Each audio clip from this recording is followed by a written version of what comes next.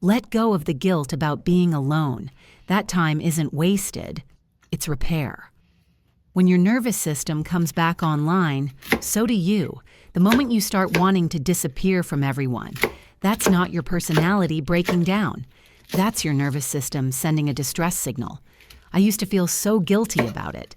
Friday evening, coworkers asking if I wanted to grab drinks, and all I could think was, please, just let me walk home alone. Not because I didn't like them. I genuinely did. But something in my body was begging me to stop talking, stop smiling, stop processing other people's energy. And for the longest time, I thought that meant something was wrong with me. I developed software for medical measurement devices, blood glucose monitors, ketone meters, equipment that reads what's happening inside your body in real time. So I spend my days surrounded by biological data. And at some point, it hit me. Maybe I should start reading my own signals the way I read data at work, not with judgment, just with curiosity. So I started tracking heart rate variability, HRV, the way you might notice whether your phone battery is draining faster than usual. And what I found was unsettling. On days when I had a lot of social interaction, team meetings stacked back to back, a lunch with someone I hadn't seen in months, then an evening call with a friend, my HRV would tank, not just a little dip, a noticeable crash. And the next morning, my resting heart rate would be higher, my sleep score lower. And I'd wake up feeling like I'd been running all night, which, in a way, I kind of had. Here's the thing nobody told me. When your body is already running on high cortisol, from work stress, from decision fatigue, from just being alive, every additional social interaction becomes another input your nervous system has to process. It's not that people are draining, it's that your system is already at capacity. And every new conversation is another browser tab you can't afford to open.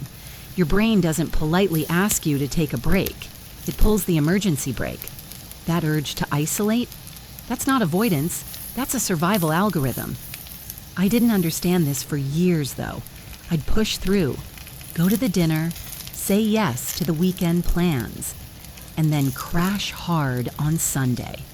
Lying on my couch, unable to move, scrolling my phone in a kind of numb trance, eating whatever was closest because I had zero capacity left to make a single decision about food. And I'd think, why am I like this? Why can't I just be normal and enjoy being around people without feeling like I need a week to recover? The answer, I eventually realized, wasn't emotional. It was structural.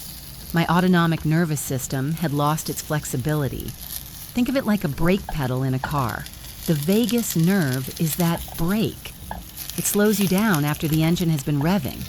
And mine was barely functioning. Because I never gave it the chance to engage. I kept pressing the gas, and then wondered why the car was overheating. There was one week that really shifted things for me. I'd had a particularly brutal stretch at work, a device calibration issue that had me debugging sensor data for 10-hour days. And by Thursday, I was done. Not sad done, not angry done, just empty. Flat. Like a phone that shows 2% but keeps pretending it can still run apps. That evening, instead of meeting a friend for dinner like I'd planned, I texted an apology and walked home. The long way. 1 hour on foot instead of 30 minutes on the subway. And something strange happened about 20 minutes into that walk. My breathing changed, without me trying to change it. Slower, deeper. My thoughts, which had been spinning in tight, anxious circles all day, started spacing out, not disappearing, just getting quieter, like someone slowly turning down the volume. By the time I got home, I felt like a slightly different person, not fixed, but unlocked somehow. That night, I checked my HRV. It had recovered more in those few hours than it had all week, and I thought, okay, wait, what if the isolation I keep feeling guilty about is actually the thing that's healing me? So I ran a little experiment, nothing fancy.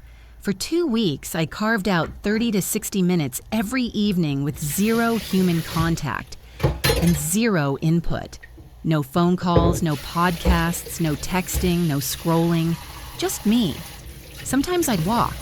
Sometimes I'd sit on my tiny balcony and watch the light change. Sometimes I'd just lie on the floor, which I know sounds dramatic. But there's something about lying flat on a hard surface that makes your whole body go, oh, thank God, we can stop performing now. The first few days felt weird, uncomfortable even, like I was skipping something important. My brain kept telling me I should be doing something productive with this time, and the guilt was genuinely loud. But I noticed, and this is the part that surprised me, my mornings started changing. I was waking up before my alarm. My resting heart rate dropped by a few beats, and the most unexpected thing, when I did see people again, I actually wanted to be there. Not because I forced myself, but because I had something to give again. I started thinking of it like this. Your nervous system is a battery. Social activity, even the kind you enjoy, runs like a high-power app. It pulls energy, and when the battery is low, everything starts glitching. Your patience, your focus, your ability to regulate emotions without spiraling. The vagus nerve, that brake pedal, it needs stillness to recalibrate. Slow exhales longer than your inhales. Low-frequency sounds. Even just humming to yourself while making tea. I know it sounds ridiculous, but I noticed my heart rate dropping when I did it. These aren't wellness hacks. They're signals to your nervous system that the threat is over. You can come back online now. What I also found is that timing matters. A lot, actually. When I moved my Solitude window to right around sunset, that strange, soft hour when the light goes amber and everything gets a little slower, the effect was noticeably stronger. And when I cut out social stimulation in the hour before sleep, no late-night texts, no doom-scrolling group chats, my sleep quality improved in ways that felt almost unfair, like I'd been cheating myself for years by just not stopping. I want to be honest, though. I still struggle with the guilt. There's a voice that says being alone too much makes you weird, makes you antisocial, makes you the person everyone slowly stops inviting places. And maybe that voice isn't entirely wrong. Isolation can become a habit that shrinks your life if you're not careful. The difference, I think, is between isolation that happens to you and isolation you choose. Loneliness is a forced shutdown. Intentional solitude is a scheduled reboot. One drains you further, the other brings you back. When I came back to social situations after those 2 weeks, something had shifted. I wasn't reacting to people anymore. I was choosing my responses. Conversations that used to leave me depleted started feeling like exchanges instead of extractions. I had more patience, more warmth, more of the version of myself that I actually like being. Not because I'd become a better person, but because I'd finally given my nervous system the downtime it had been screaming for. So if you've been pulling away from people lately and hating yourself for it, maybe stop hating yourself for a second. Maybe you're not broken or cold or failing at being human. Maybe your system is trying to protect itself, and the kindest thing you can do is stop fighting it and start working with it. Don't endure solitude, design it. Give it a time, a place, a shape. Protect it like you'd protect your sleep or your meals. Because you haven't disappeared, you're not gone. You're just in maintenance mode. And that, I think, might be one of the bravest, quietest things a person can do.